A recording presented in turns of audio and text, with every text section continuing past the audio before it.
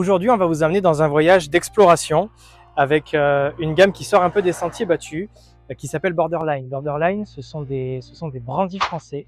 Des brandis parce que nous avons sélectionné parmi nos armagnacs, ici en vieillissement à Roquefort, des armagnacs qui ont terminé leur élevage dans des barriques qui ont contenu d'autres spiritueux ou d'autres vins que l'armagnac.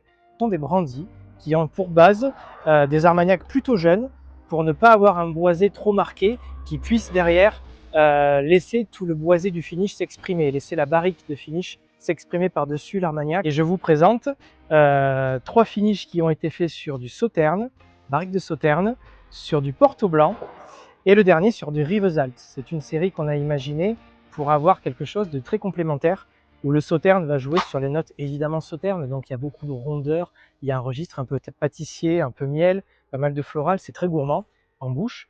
Le Porto va travailler sur un registre un peu plus sec, autour de notes plutôt végétales, plutôt herbacées.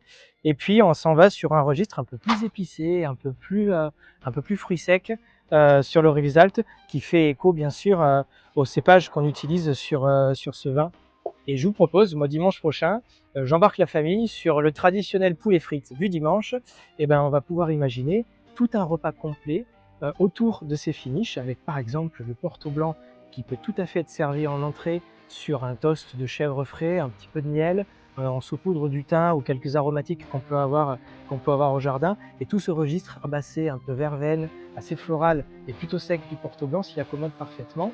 Le poulet ensuite qu'on va travailler avec quelques épices sur des pommes de terre fondantes va tout à fait s'accommoder sur cette note épicée, ce registre un peu fruit sec, pain d'épices du Rivesaltes qui va venir donner un peu de boost au poulet. Et puis un dessert très facile sur le Sauterne.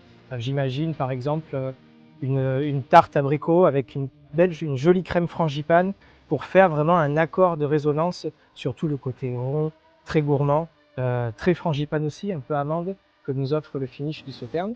Je vous propose de le tester vous aussi, et puis on s'en parle en commentaire.